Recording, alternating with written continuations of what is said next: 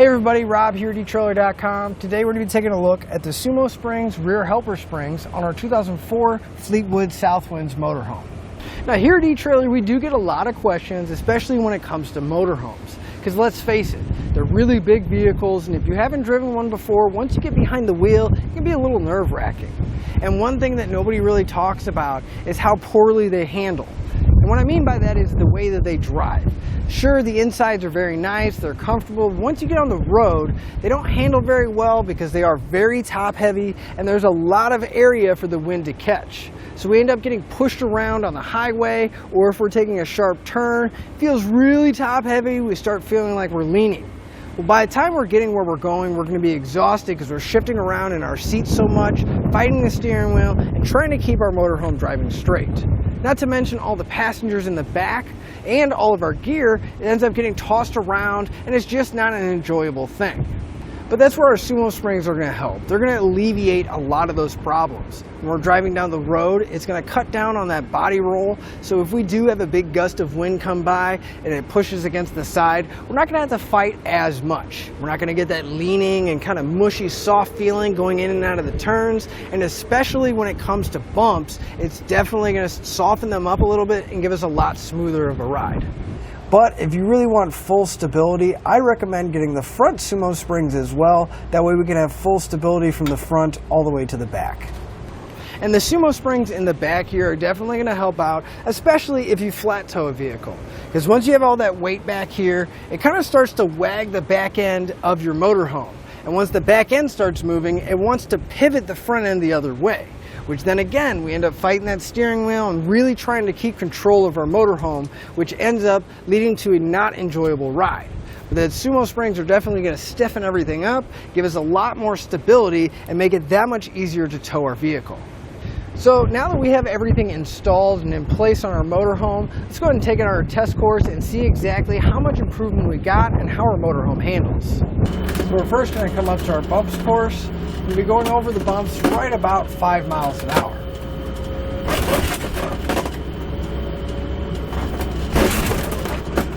Now I can definitely feel an improvement over the factory ride. Don't get me wrong, the bumps are still there. But once we get over them, there's not an overwhelming rocking feeling. It still rocks a little bit, but it seems to settle out pretty quickly and we're back on our way. Now we're going to come up to our slalom course. We're going to be going through that about 10 miles an hour. But we're just going to go in and out of the turns to see how much body roll we have and how much it actually reduces.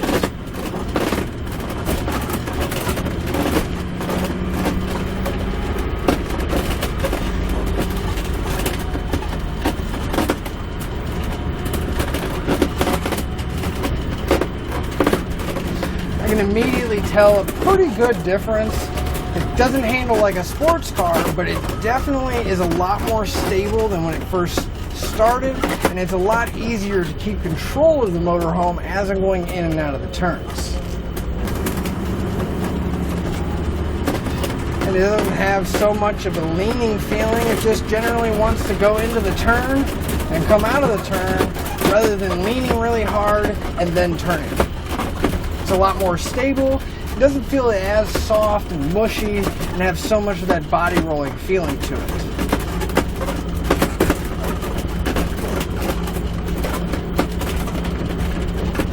And really the big difference here is even just the small potholes and the bumps going through the parking lot, they definitely have calmed down a lot. Not that they're gone, they're still there, you can still feel them, but it's not a jarring kind of jolting feeling resonating through the seat. It's just a mild bump, and like I said, once you get over it, it's pretty much gone, settles down. So here's what our rear SumoSprings look like once we have them installed. Now you can see, if you look just past them, you can see we actually retain our factory joust stop, and our SumoSpring is going to be an addition further forward. Now these are going to provide us all that support and make sure that we have a smooth, comfortable ride and we can actually enjoy our motorhome. Now you can see that our SumoSpring is going to be bolted to the frame, and it's also going to be attached to the leaf spring. So as we're going down the road and all the weight's on there, you can see it's slightly compressed, and that's what's going to provide us all that support. But because of the material it's made out of, it's also going to absorb a lot of those road shocks and bumps that we're driving, so we won't feel them as much, give us a nice, smooth, comfortable ride. The other nice thing is when we do get a lot of weight pressing down or pushing down on our spring, maybe we're taking a really tight turn and the body starts to roll to one side, these are going to prevent it from coming down too far, because as the spring compresses, it's going to get stiffer because they have a progressive rate to them. So if there's a lot of weight, it's going to push down and become more and more stiff, providing more and more support. But if there's not a lot of weight and it's just a soft bump, our spring is going to very gently compress, so we don't have a big jarring feeling. And our springs are going to be made out of a microcellular urethane, so they're definitely going to hold up over the long time. They're going to be chemical and oil resistant, so most automotive chemicals like oil, gasoline, even road salt aren't going to do anything to our springs. Not to mention, motorhomes go a lot of different places in the country. If we're down in the desert, it gets extremely hot down there, but our springs are going to be able to withstand up to 200 degrees Fahrenheit, and if you're up in the mountains where it gets extremely cold, they'll go down to negative 25 degrees Fahrenheit before we have to worry about anything happening. Now, our SumoSprings are going to provide us with 5,600 pounds of load leveling support. Just keep in mind, this is not going to increase the capacity of your motorhome. These are really just meant to support the weight, give us a nice comfortable ride, and smooth everything out. Now, each motorhome is slightly different, but our SumoSprings are going to come with everything you need to get them installed. There is a few different variations of how to get them installed, but we managed to get ours in place without ever having to remove the rear tires. In fact, let's go through the installation process together so you have the confidence to do it at home. To begin our installation, we want to park our motorhome on a nice flat level surface. Now, I realize that not all of us have any kind of equipment to actually lift our motorhome up, but what you want to do is you want to use your leveling jacks so that you can raise up the back end of your motorhome. You don't need the tires to necessarily fully come off the ground, but you want to get as much stretch in the suspension as you can so we have plenty of room between the frame and the axle. Then we're going to move in right into the wheel well right above the rear axle. So right in the center, inside of where our dual rear tires are, we're going to have this bracket that's bolted against the frame. There should be a bolt coming up and a nut on top. The jounce stop is actually bolted to this, so we want to grab a 5/8 wrench or socket or a 16mm socket, and we're going to remove this nut. Now, typically, the easiest way to do it is if we just break it loose first. But as you start loosening it up, you can see that the whole jounce stop is going to start spinning. So you may want to grab it with your hand, just hold it, and we can loosen up the nut until we get it to completely come off.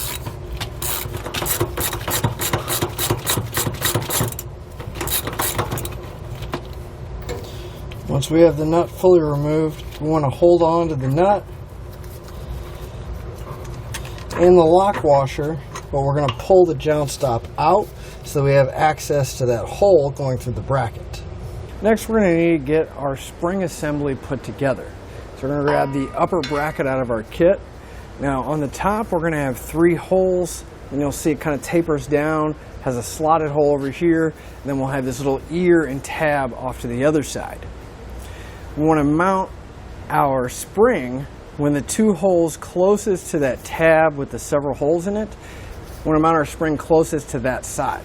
So we're going to lay our spring on top, and you'll see that 2 holes are going to line up, but again, they're going to be closest to that tab and furthest away from the slotted holes. And we'll grab a couple of 3/8 serrated bolts. And for now, I'm just going to loosely put them in place. We can grab either a 9/16 wrench or socket, and we're going to tighten those up. Next, we're going to take our bracket, we're going to flip it over till we get to the bottom of the spring. And we're going to take our lower bracket. You're going to notice that they got 2 little tabs on there, and that slot is kind of recessed. You want to make sure that the recessed section is on the bottom, and the tabs are closest to that long section of the bracket that's got several holes in it.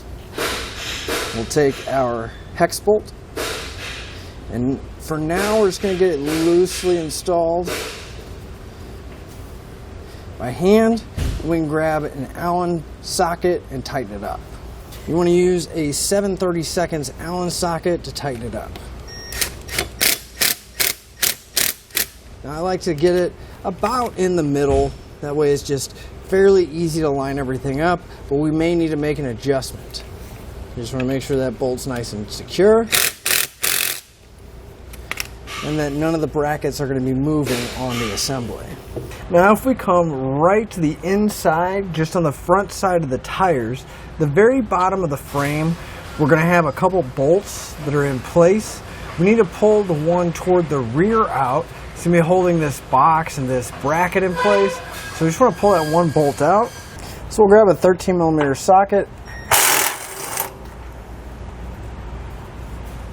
So we're going to get ready to put our bracket in place and the entire assembly. I will let you know it's a pretty tight fit to get everything in there, but it does fit.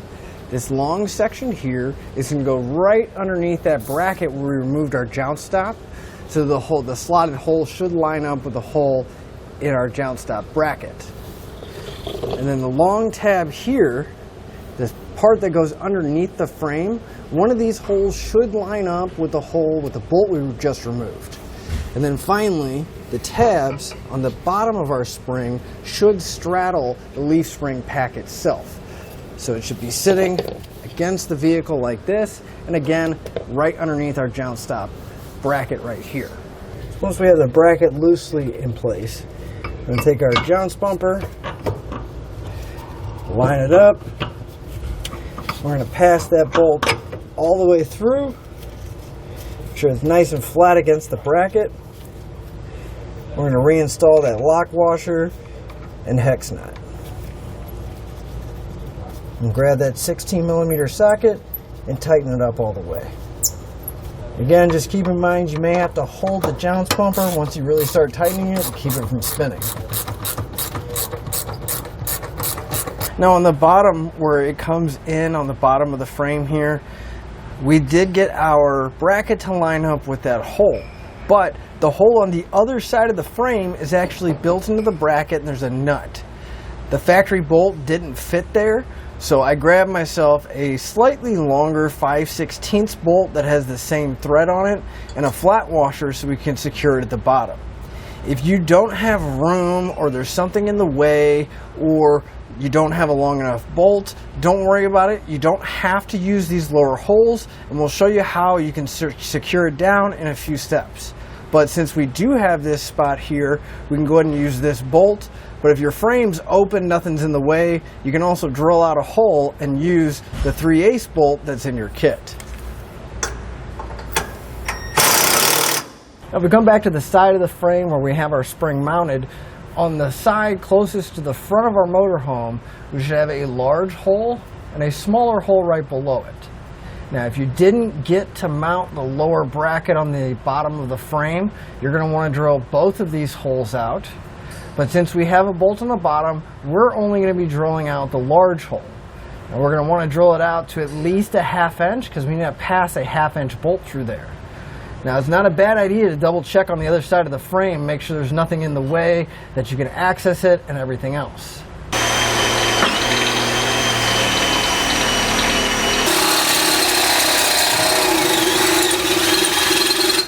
Once you have your hole drilled, you want to grab a 1/2 inch bolt out of your kit. Going to follow it up with a 1/2 inch flat washer. That's going to go through the bracket all the way through the frame, and then we'll follow it up with another 1/2 inch flat washer, and then a lock nut on the inside of the frame. So we'll take our bolt, pass our bolt through, and then we just need to come to the inside of the frame, put that washer, and bolt in place. Now you want to come back with a 3/4 inch wrench and socket. You can also use a 19mm. But we're going to tighten up that 1/2 inch bolt and hold the nut on the back side with the wrench. Now if we come to our lower bracket, we're going to have a few square holes. There'll be one on each side of the leaf spring. We want to get our carriage bolts. We're going to come from the top. We'll drop them down, make sure that that square head goes all the way down into the bracket and that the bolt is on the side of the leaf spring and it's not hitting it or getting jammed up. And we'll do that for both sides. Drop one bolt down, we want to grab our saddle bracket. It's going to be kind of a U shape, and we want that U to be pointing up. And we'll just make sure that our carriage bolts come through. There is a slotted hole on one side, so if you need to kind of move it, it'll allow you to do that. But if you can, just at least get one bolt coming through like this. Then we're going to take a flat washer, go over the bolt, and then we'll secure it down with a 3/8 lock nut. Now, since the suspension is hanging right now, you may not be able to get the bracket all the way up to where you can get the bolts started on both of them. So if you need to, you can lower your motorhome back down so that the bracket is nice and square and tight against the leaf springs. That'll also loosen up the bolts, so you want to double check to make sure that they're not loose and the bracket's not moving around. Now, if you can get both bolts on, typically what you can do is you can grab your spring and just push down on the bracket, and that'll give you just enough to start the bolts at least. And we kind of want to just make sure they're nice and square, they're not tilting too far forward or back. Then I want to come back with a 9/16 socket, and I'm just going to snug these up. Because again, the suspension is hanging down right now, so you just want to snug them up enough to where they're not going to come off. Kind of alternate. Now we want to go back into our motorhome, lower the suspension down, and again we're going to double check these bolts and this bracket and make sure it didn't loosen up. Now that we have our motorhomes back on the ground, you can see what I was talking about. Those brackets are extremely loose now, whereas before we could barely get them connected. So now we want to tighten them up again to where just where that bracket is touching. We don't want to like crush the brackets or bend the carriage bolts, so we just want to tighten them up, just get them nice and snug. But now that we have the driver's side on, we're going to repeat that same process on the passenger side. But again, keep in mind that each motorhome is slightly different, especially how they route lines and anything else along the frame. So you definitely want to visually check to make sure there's nothing there. And even though it doesn't say it in the instructions, you can drill through the frame to make a hole if the existing hole is not there in your frame, just like we did over here. But with all that being said, again, I'm Rob here at etrailer.com, and that'll finish up your look at the SumoSprings Helper Springs on our 2004 motorhome.